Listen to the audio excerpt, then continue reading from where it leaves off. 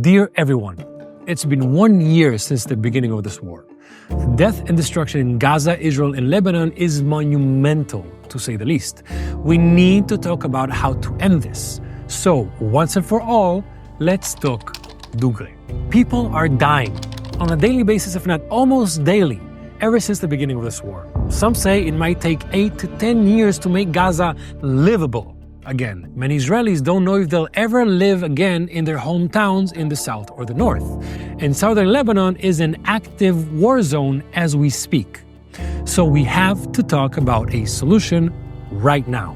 Because the most important fact for this conversation is that Palestinians are not going anywhere. Israelis are not going anywhere. And if any of these sentences made you mad, good. This message is for you. Now that we've cleared that up, let's get the obvious out of the way. Denying that Gazans and Lebanese civilians are suffering doesn't help. Denying the October 7th massacre by the Gazans, the rape, the kidnaps, doesn't help. Claiming death to all Gaza or Arabs doesn't help. Screaming from the river to the sea or globalize the Intifada doesn't help. Creating conspiracy theories definitely doesn't help. Gazans are dying as a result of the IDF and Hamas's war that's the result of the October 7th massacre. Lebanese are dying as a result of the war Hezbollah started with Israel on October 8th, choosing to fight from within their own civilian towns. Around 1,200 Israelis died on October 7th, and many are still dying, but the main thing you need to understand is that we're not horrified about the amount of people that died, but how they died and what they did with the rest. Let's straighten this thing up one last time with the facts. In a nutshell, Hamas launched their attack on a Saturday holiday morning. They murdered firsthand around 1,200 people. Many were babies, young kids, unarmed women, elderly, and men. Many were beheaded, many were dismembered alive, many were burned alive. They violently raped women and men. They kidnapped around 250 people, from babies to old women. While all of this was happening, and until now, different Gazan factions have launched 15,000 missiles at Israeli civilian population. Hezbollah joined Hamas in their bombing campaign the very next day. They have launched around 10,000 rockets at Israel and haven't stopped since. The Gazans were ecstatic while doing this. They cheered, sang, praised Allah while doing it. They took human body parts as souvenirs and called their parents to brag.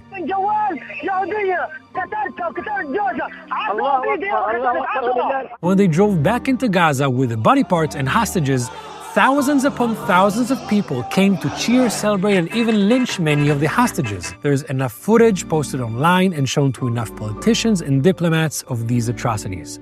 There's enough witnesses and testimonies, first responders who picked up the bodies and autopsies to back this up. If we're going to talk about solutions, we need to understand that Hamas and Hezbollah's intentions towards Israel are clear. They don't want us here, and they want to get rid of us as fast and as violently as possible. That's not an opinion anymore. And that is what Israel is responding to, not wanting to be eradicated. I can tell you, most Israelis don't want to be in this position that we are in, and I guess most Gazans didn't want to be in the situation that they're in. But as of right now, this is the reality. So, what do we do? Well, a blame war has been going on for the past year. People have been opening up everything that has and hasn't happened in this area for the past thousands of years to try and justify the October 7th massacre or its response. Who was here first? Since which year are we counting? Who attacked first? In response to what did this attack happen? Who carried out more massacres? Who is the colonizer? Are Jews allowed to self-determination? Are Palestinians a real identity? How many peace treaties did Israel extend? How many ceasefires? Is the Quran a violent book? Are the Zionists to blame for everything? Even if you have an answer to all of the above, do any of these arguments give the legitimacy to slaughter either of us? No. Do any of these arguments give the legitimacy to annex either of us? No. So let's talk Dugri. If on October 8th the UN would have condemned Hamas for their inhumane slaughter and their international community demanded their removal from power for the sake of Gazans and Israelis, and the Red Cross would have demanded the return of all of the hostages, we wouldn't be where we are right now. If on October 7th Hamas wouldn't have gone feral on civilians like it did, we wouldn't be where we are right now. If in 2007 Hamas wouldn't have claimed Israel's annihilation as its goal and wouldn't have publicly slaughtered all of the members of Fatah, its political competition, Egypt wouldn't have closed its borders, and Israel wouldn't have placed the sea blockade to try and prevent Hamas from arming itself. If in 2007 Hamas wouldn't have been voted the leading power of Gaza, Gazans wouldn't be where they are right now. If Hamas would have let the Gazans vote again during the past 16 years, maybe they would have had a better leadership. If Hamas wouldn't have spent all of its money and resources on weapons and terror tunnels, Gazans could have had a prospering economy. If Hamas wouldn't have been stealing the international aid for themselves and distributing it freely as it was meant to be for their people, many Gazans wouldn't be in the food and medical crisis that they are right now. If Hamas wouldn't have converted Gaza into a 40-kilometer-long terror factory by using the schools, hospitals, UN facilities, civilian apartments, mosques, children's playgrounds, children's rooms, and kindergartens, they wouldn't have become a legitimate war zone to fight it. If the UN wouldn't have actually enforced its resolution 1701 and 1559, the war with Israel could have been prevented.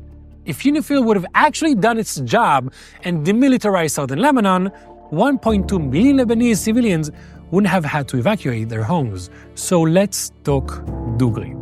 If we want to strive towards a better coexistence, the first order of business has to be to remove Hamas and Hezbollah from their positions of power. We all know, once they both have no power, all of this ends. Either any international group like the EU, UN, AIC, or any other international jurisdiction take action to stop Iran from empowering terror organizations all across the Middle East in a diplomatic manner, like political pressure, sanctions, blocking the economical and military aid flowing toward Gaza, or Israel has to do it militarily.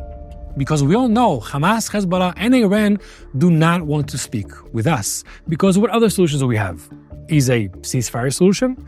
Well, we've had many ceasefires with Hamas, for example.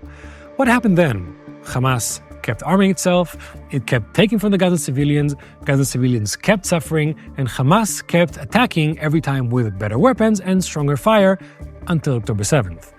What's going to be different this time? Who is going to take responsibility for Hamas's actions in Gaza after this ceasefire? Maybe another resolution with Hezbollah, another castrated military force to be dispatched in southern Lebanon and do nothing for decades? More money spent on absolutely no results? Understand that Hamas is an organization that's bad for Gazans, bad for Israelis, bad for everyone except the 3 billionaires sitting in luxury hotels in Qatar. And so is Hezbollah to its Lebanese counterparts. So wake up, get up, and understand that the solution for us all is to bring down the axis of resistance. Because Hamas, Hezbollah, and Iran's rule are going to fall, either by force or diplomatically, because they're not going to just simply get up and leave. So either the international community, the UN, the EU, the AIC, and others agree to stop aiding them and dismantle them, or Israel destroys them once and for all. May we have peace and quiet times soon. I'm Israel Chai.